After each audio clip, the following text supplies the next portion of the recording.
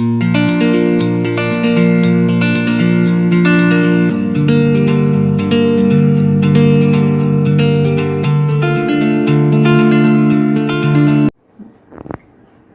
students, welcome to our YouTube channel Economics Genius. Today is our 4th class और last class में हमने domestic income और national income के concept को समझा था। उसी के साथ मैंने आपको नॉर्मल रेजिडेंट के बारे में भी बताया था। हाँ, आज की क्लास हम उन्हीं कॉन्सेप्ट के साथ कंटिन्यू करेंगे और विद एग्जाम्पल को समझेंगे। Domestic income and national income के डिफरेंस को समझने से पहले आपको एक कॉन्सेप्ट को समझना जरूरी है जिसके बेसिस में इन दोनों में डिफरेंस होता है, जो कि है रेजिडेंट्स का एंड डोमेस्टिक टेरिटरी का। The concept of residence and domestic territory are important to estimate domestic income and national income. ठीक है, मतलब नेशनल इनकम और डोमेस्टिक इनकम में जो मेन डिफरेंस है वो टेरिटरी और प्रोड्यूसर्स का है। जहां नेशनल इनकम में हम टेरिटरी पे फोकस नहीं करते हैं, हम प्रोड्यूसर पे फोकस करते हैं। चाहे प्रोडक्शन एंटायर वर्ल्ड में कहीं पर भी हो रहा हो, लेकिन हम ये देखेंगे कि जो प्रोडक्शन है वो कौन कर रहा है, रेजिडेंट कर रहा है या नॉन रेजिडेंट कर रहा है। ठीक है, नेशनल इनकम में हम सिर्फ नॉर्मल रेजिडेंट के प्रोडक्शन को ऐड करेंगे, जबकि डोमेस्टिक इनकम में हम टेरिटरी के कॉन्सेप्ट पे फोकस करते हैं। डोमेस्टिक इनकम में हम ये देखते हैं कि जो प्रोडक्शन है वो टेरिटरी के अंदर हो रहा है या नहीं हो रहा, चाहे वो नॉर्मल रेजिडेंट करें या नॉन रेजिडेंट ऑफ इंडिया करें। चलिए अब हिंदी वाले बच्चों के लिए भी डिक्टेट कर देते हैं। जैसा कि मैंने आपको लास्ट क्लास में घरेलू आय के बारे में समझाया था और नागरिक और गैर नागरिक के बारे में भी समझाया था। आज की क्लास में हम उसी अवधारणा को पढ़ने की कोशिश करेंगे। राष्ट्रीय आय में हम ये देखते हैं कि उत्पादन कहीं भी हो रहा हो, देश के किसी भी भाग में हो रहा हो, विश्व में कहीं भी हो रहा हो, लेकिन जो उत्पादन है वो किसके द्वारा होना चाहिए, नागरिकों के द्वारा होना चाहिए। जबकि घरेलू आय में हम एक क्षेत्र की अवधारणा के संदर्भ में घरेलू आय को समझते हैं। घरेलू आय में हम अपनी भौगोलिक सीमा को देखते हैं कि भौगोलिक सीमा के अंदर ही हमारे वस्तुओं और सेवाओं का उत्पादन होना चाहिए, चाहे वो उत्पादन नागरिक करें या गैर नागरिक करें। अब आपको समझ आ गया होगा कि घरेलू आय राष्ट्रीय आय में जो मेन अंतर है वो सीमा का है और आपका उत्पादक का है, कि वो उत्पादक नागरिक है या गैर नागरिक। चलिए अब इन दोनों के डिफरेंस को हम एग्जाम्पल के थ्रू समझने की कोशिश करते हैं। Difference between domestic income and national income. Domestic income, it is a territorial concept. It includes the total value of final goods and services produced within the domestic territory of India. मतलब कि territorial domestic income जो है एक territorial concept है जो क्या include करती है, total value of goods and services include करती है जो जिनका प्रोडक्शन कहाँ हो रहा है, डोमेस्टिक टेरिटरी ऑफ इंडिया के अंदर हो रहा है। जबकि नेशनल कॉन्सेप्ट जो है वो किस पे फोकस करता है, it includes the value of final goods and services produce in the entire world. जैसे कि मैंने आपको भी थोड़ी देर पहले ही बताया था कि नेशनल इनकम के अंदर हम सारे गुड्स एंड सर्विसेज के प्रोडक्शन को लेते हैं जो एंटायर वर्ल्ड में कहीं भी प्रोड्यूस हो रहे हों। ठीक है, ये नेशनल इनकम का जो कॉन्सेप्ट है वो प्रोड्यूसर से फोकस करता है कि जो प्रोड्यूसर्स हैं वो कौन है, वो रेजिडेंट है या नॉन रेजिडेंट है। ठीक है, सेकेंड पॉइंट है it considers all the producers with in the domestic territory of the country. Domestic income जो है वो सारे प्रोड्यूसर्स को लेता है। ठीक है, ऑल द प्रोड्यूसर्स को लेता है जो डोमेस्टिक टेरिटरी के अंदर हो, चाहे वो रेजिडेंट हो या नॉन रेजिडेंट हो। चलिए अब नेशनल इनकम के एग्जाम्पल को भी समझ लेते हैं। अगर कोई इंडियन कंपनी इन लंदन, अगर कोई इंडियन कंपनी कहाँ सिचुएटेड है, लंदन में, जैसे मैंने आपको डोमेस्टिक इनकम के केस में समझाया था कि माइक्रोसॉफ्ट ऑफिस, माइक्रोसॉफ्ट जो है वो यूएसए की कंपनी है जो कहाँ सिचुएटेड है, इंडिया में। तो हमने इसको डोमेस्टिक टेरिटरी का पार्ट माना, डोमेस्टिक इनकम का पार्ट माना, क्योंकि ये इंडिया की टेरिटरी में इंक्लूडेड थी। ठीक है, लेकिन ऐसे ही अगर इंडियन कंपनी कहाँ पे है, लंदन में है, ये बाहर है इंडिया की टेरिटरी से, तो डोमेस्टिक इनकम में तो ऐड नहीं होगी, लेकिन ये नेशनल इनकम में ऐड होगी। क्यों? क्योंकि ये जो कंपनी है इंडियन कंपनी वो इंडियन ओरिजिन की है। ठीक है, रजिस्टर्ड इंडिया में है, इनकॉर्पोरेटेड इंडिया में है। ये जो इंडियन कंपनी है वो नॉर्मल रेजिडेंट की कैटेगरी में आती है। ठीक है, इसलिए इसके प्रोडक्शन को नेशनल इनकम में हम ऐड कर देंगे। मैंने आपको ये डेफिनेशन में समझाया था कि जो नेशनल इनकम का कॉन्सेप्ट है वो कहता है कि प्रोडक्शन जो है वो कहीं भी हो रहा हो एंटायर वर्ल्ड में, उसके प्रोडक्शन को हम नेशनल इनकम में ऐड करेंगे, लेकिन जो प्रोडक्शन है वो कौन करना चाहिए, रेजिडेंट ऑफ इंडिया करने चाहिए। अब ये नॉर्मल रेजिडेंट क्या होते हैं, जैसा कि मैंने आपको लास्ट क्लास में भी समझाया था। अब उसी चीज को हम आगे दोबारा से पढ़ लेते हैं, आपका रिवाइज हो जाएगा।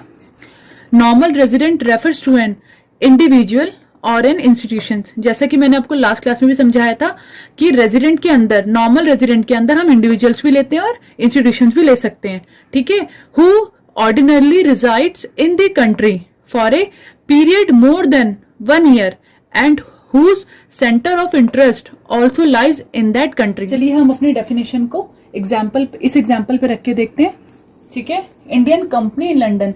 अब ये इंडियन कंपनी जो है वो नॉर्मल रेजिडेंट कैसे है और कैसे इसकी जो इनकम है वो नेशनल इनकम के अंदर आएगी। पहली तो इंडियन कंपनी जो है वो इंस्टीट्यूशन के अंदर आएगी और रेजिडेंट होने के लिए इसको 2 कंडीशन सेटिस्फाई करनी है। पहली कि रिसाइड इन दी कंट्री होना चाहिए और दूसरा जो इकोनॉमिक इंटरेस्ट है इसका इंडिया में होना चाहिए, क्योंकि ये इंडियन कंपनी जो है वो रजिस्टर्ड और इनकॉर्पोरेटेड इन इंडिया है, इसलिए इसका इकोनॉमिक इंटरेस्ट भी क्या होगा, इंडिया होगा।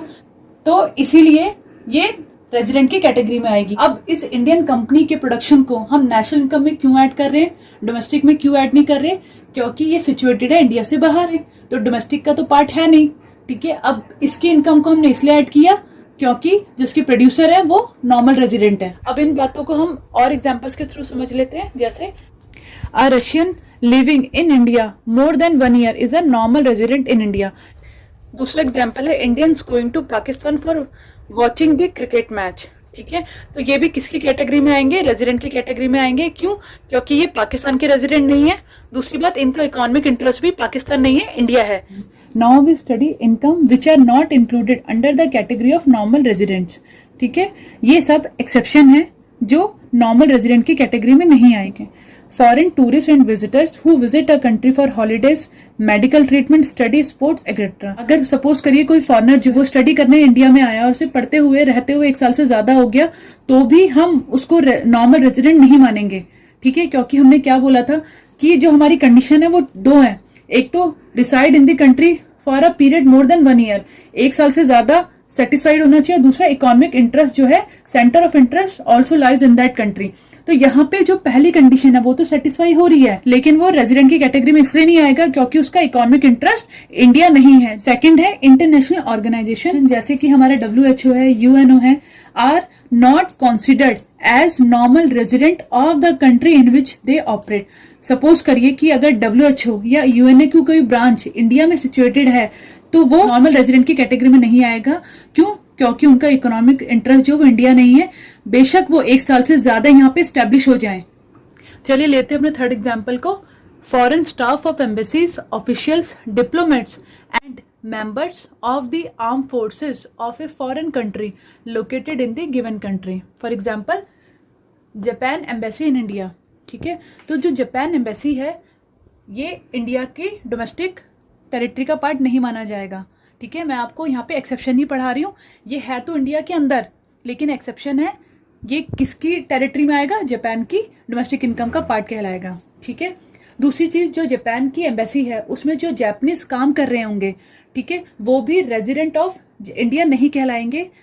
लेकिन जापानीज जो एम्प्लॉयज हैं, अगर उन्हें रहते रहते काम करते करते 1 साल से ज्यादा हो जाए तो वो रेजिडेंट ऑफ इंडिया की कैटेगरी में आ जाएंगे। चलिए लेते हैं अपने दूसरे एग्जाम्पल को। UNO office in India. UNO office अगर इंडिया में है तो ये इंडिया की डोमेस्टिक टेरिटरी का पार्ट नहीं होगा, क्योंकि UNO जो है वो इंटरनेशनल ऑर्गेनाइजेशन है और यहाँ पर जो काम करने वाले फॉरेनर्स हैं, जैसे कि एग्जांपल मान लीजिए अगर अमेरिकन में काम कर रहे हैं तो वो रेजिडेंट ऑफ इंडिया नहीं माने जाएंगे, ठीक है। लेकिन अगर उन्हें काम करते करते 1 साल से ज्यादा हो जाए तो वो रेजिडेंट ऑफ इंडिया की कैटेगरी में आ जाएंगे। चलिए अब नेक्स्ट कॉन्सेप्ट की तरफ बढ़ते हैं, इंटरमीडिएट एंड फाइनल गुड्स। यहाँ पे इंटरमीडिएट और फाइनल गुड्स में क्या डिफरेंस है उसको हम समझ लेते हैं। इन दोनों के बीच में जो डिफरेंस है वो किस बेसिस में होता है, एंड यूज के बेसिस में, ठीक है। कि if the end use of a good is consumption and investment, अगर कोई भी गुड्स हैं उसका यूज हम कंजप्शन के लिए कर रहे हैं या इन्वेस्टमेंट के लिए कर रहे हैं, तो वो किस कैटेगरी के अंदर आएंगी, फाइनल गुड्स की कैटेगरी के अंदर आएंगी, ठीक है। However, if the good is used for resale or further production in the same year, then it is an intermediate good. लेकिन अगर किसी भी गुड को हम फर्दर रीसेल के लिए या फर्दर प्रोडक्शन के लिए यूज कर रहे हैं तो वो इंटरमीडिएट की कैटेगरी में आएगी। जो एंड यूज का यहाँ पे मतलब है कि उस गुड्स का फाइनल एम क्या है। अगर उस गुड्स का फाइनल एम कंजप्शन है या इन्वेस्टमेंट है तो वो फाइनल गुड की कैटेगरी में आ जाएगा। लेकिन अगर एंड यूज का एम जो है रीसेल है या फर्दर प्रोडक्शन है तो वो इंटरमीडिएट गुड्स में आ जाएगा। अगर किसी फाइनल गुड को कोई कंज्यूमर खरीदता है या हाउस होल्ड खरीदता है तो वो कंजप्शन की कैटेगरी में आएगा। अगर किसी फाइनल प्रोडक्ट को कोई इन्वेस्टर खरीदता है या इंडस्ट्री खरीदती है तो वो इन्वेस्टमेंट की कैटेगरी के अंदर आएगा। अब जो भी खर्चे कंजप्शन में होंगे उसे बोला जाएगा कंजप्शन एक्सपेंडिचर। इसी तरह जो भी खर्चे इन्वेस्टमेंट में होंगे उसे बोला जाएगा इन्वेस्टमेंट एक्सपेंडिचर। तो total expenditure on final goods कैसे निकलेगा? कंजप्शन पे होने वाला खर्चा और इन्वेस्टमेंट में होने वाला खर्चा। मैंने यहाँ पे मेंशन भी किया है, total expenditure on final goods C+I। ठीक है, C यहाँ पे डिनोट करता है कंजप्शन एक्सपेंडिचर को,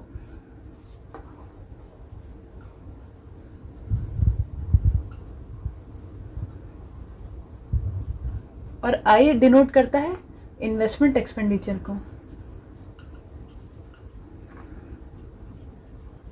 ठीक है, मतलब हम यहाँ पे पढ़ रहे हैं मध्यवर्ती वस्तुएं और अंतिम वस्तुओं के बीच में अंतर को।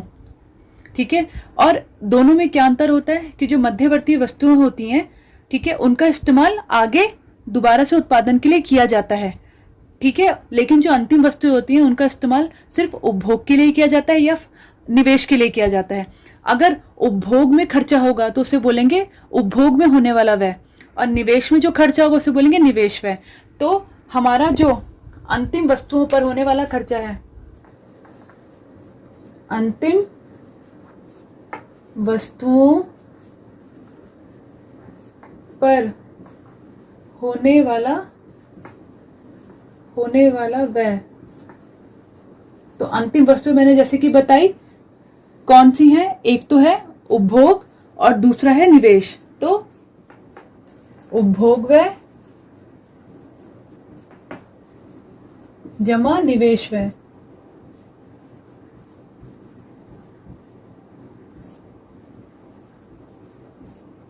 ठीक है, अब आपको समझ आ गया होगा कि अंतिम वस्तु और मध्यवर्ती वस्तु में क्या अंतर है। अब कंजप्शन और इन्वेस्टमेंट को हम एक एग्जांपल से समझ लेते हैं कि सपोज करिए कोई सेब है और वो सेब जो है कोई कंज्यूमर खरीदता है या हाउस होल्ड खरीदता है या उपभोक्ता खरीदता है, तो वो किसके कैटेगरी के अंदर आएगा? कंजप्शन के अंदर आएगा। वो फाइनल जो प्रोडक्ट है, वो जो फाइनल गुड है, वो किसके अंदर आएगी? कंजप्शन गुड्स के अंदर आएगी। लेकिन अगर उसी प्रोडक्ट, उसी एप्पल को कोई इंडस्ट्री खरीदती है तो वो किसके अंदर आएगा? इन्वेस्टमेंट के अंदर आएगा। क्यों? क्योंकि वो इंडस्ट्री जो है उसको आगे फ्यूचर में यूज करेगी, सेब से पहले जूस निकालेगी और उसे फ्यूचर में बेचेगी। चलिए लेते हैं अपने सेकंड पॉइंट को। Intermediate good is a product use to produce a final good. मतलब इंटरमीडिएट गुड का जो यूज है वो फर्दर प्रोडक्शन के लिए करते हैं, फाइनल गुड को बनाने के लिए करते हैं। इंटरमीडिएट गुड से जब हम फाइनल गुड बनाते हैं तो उस टाइम पे हम बहुत सारी कॉस्ट इनकर्ड करते हैं। इस कॉस्ट को ही हम वैल्यू एडेड कहते हैं। ठीक है, तो इंटरमीडिएट गुड के टाइम पे वैल्यू एडेड होती है, लेकिन फाइनल गुड जो है वो रेडी टू यूज है। ठीक है, इसलिए उसमें कोई भी वैल्यू एडेड नहीं होती। ठीक है, इसे एक बार हिंदी में भी समझ लेते हैं हम कि जो मध्यवर्ती वस्तुएं होती हैं वो अंतिम वस्तु से कैसे अलग है। क्योंकि मध्यवर्ती वस्तुओं में हमारा जो वर्धित मूल्य है वो जुड़ता चला जाता है, लेकिन अंतिम वस्तुओं में वर्धित मूल्य जुड़ा नहीं होता। क्यों? क्योंकि मध्यवर्ती वस्तुओं से ही हम अंतिम वस्तुएं बनाते हैं। तो मध्यवर्ती वस्तुओं से अंतिम वस्तुएं बनाते हुए हमारे कुछ खर्चे होते हैं। ठीक है, उन्हें ही वर्धित मूल्य कहा जाता है। तो इसीलिए मध्यवर्ती वस्तुओं में वर्धित मूल्य होता है, लेकिन अंतिम वस्तुओं में मध्यवर्ती मूल्य नहीं होता। अभी मैंने आपको ये बताया कि जो हमारी गुड्स हैं वो इंटरमीडिएट भी हो सकती हैं, फाइनल गुड्स भी हो सकती हैं। इसी तरह जो हमारी सर्विसेज हैं वो भी हमारी इंटरमीडिएट हो सकती हैं। फॉर एग्जाम्पल कि आप लीजिए जैसे फोटोग्राफर है, फोटोग्राफर की जो सर्विस है वो क्या होगी? इंटरमीडिएट। लेकिन जो फोटोग्राफर फोटोग्राफ्स निकालेगा वो क्या होगी? फाइनल प्रोडक्ट होगा। तो इस तरह हमारी सर्विसेज भी फाइनल और इंटरमीडिएट हो सकती हैं। चलिए हम अपनी क्लास को आज यहीं एंड करते हैं, मिलते हैं नेक्स्ट क्लास में। तब तक आपको जितना भी पढ़ाया है उनको रिवाइज कीजिए, तभी हम न्यूमेरिकल्स को सॉल्व कर पाएंगे। थैंक्स।